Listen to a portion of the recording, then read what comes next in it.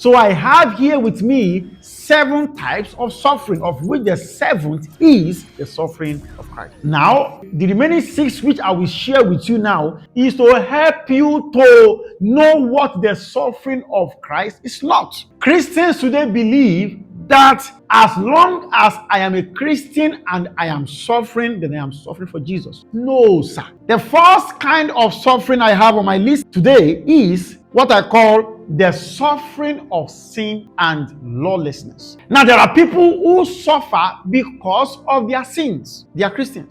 The reason they are going through a form of suffering is because of their own personal lawlessness. A few weeks ago, we saw in the news a tragedy that happened to a man, how he tried to evade the cops, evade road safety, evade the police, and in a bid to, according to his claim, try to ensure he lands his children who are already late for JAMB for the exam, in the exam hall. And he drove like somebody who was carrying drugs. He drove like somebody who was carrying exhibit. He drove like somebody who probably has cocaine in his boot. And he drove very recklessly to evade the policemen. And one of the police, who also needs a rehabilitation, fired at the man's tire, so to speak. He tried to aim at the tire. I wonder how aiming at the tire landed on aiming at the car, and the bullet eventually pierced the stomach of the man's son, and the boy died. And take, for example, if that man was a Christian, he could have said, "See what I'm suffering for Jesus." No, that is not a suffering for Jesus. That is a suffering of lawlessness. It is understandable that the shooter, the policeman, was reckless in his behavior, but if he had simply obeyed, his children could have been late probably for an extra 10 minutes to the exam of that day, and their lives should have been preserved. So you see, there is a way righteousness keeps us away from problems. Merely walking the path of righteousness, you have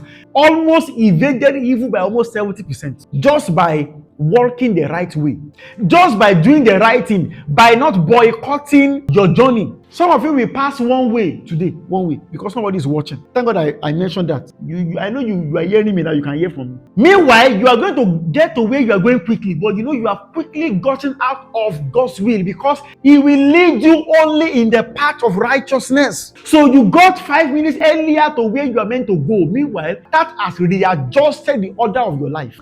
Because you got there late, there are some things that are meant to happen because you got there late. There is a sequence in your life. There is somebody you are meant to meet because you got there late, and you'll be there later than before. And where you are going, probably an eatery where you will go after you leave the place, that is where you are meant to meet somebody that will connect you with a bigger contract, with a bigger project. But because you got there too early, you boycotted the right road. Now you made your appointments too early, and now you got to the restaurant to probably eat. The person you are meant to meet was not yet there. You finished your food, left there. The one who is meant to be your blessing came in. The path of righteousness is the path of the blessing. That is how you evade problem. That is how you walk into the blessing. Hallelujah. Imagine that Saul did not try to look for his father's sheep and said, "Who cares about my father? Who cares about my father?" He will not become a king, because there is a clear instruction. God knows that He will walk the path of righteousness. My father's donkeys are missing. I will make attempt to look for them.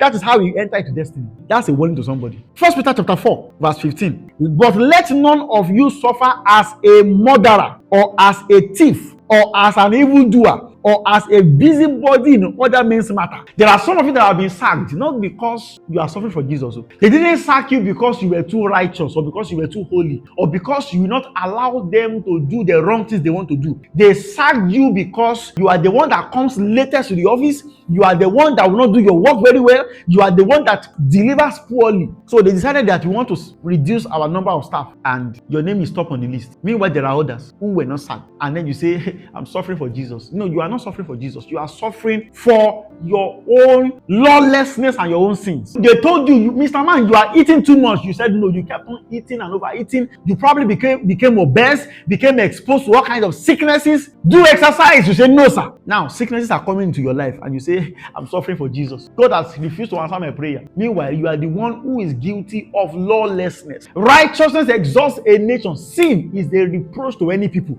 So there is a suffering that is brought to your life by by sins. Some of it are direct, like the story I told you about. That man's own, the repercussion of his sins, he saw it immediately. But for some others, it won't be that obvious. You won't even know what you missed. Some of you, how many blessings you have missed, how many problems you have gotten yourself into just because you failed to walk the paths of righteousness. You are there praying, God, reveal your will to me. Show me where I am meant to go. Meanwhile, the simple, smallest path of righteousness, you are not treading it.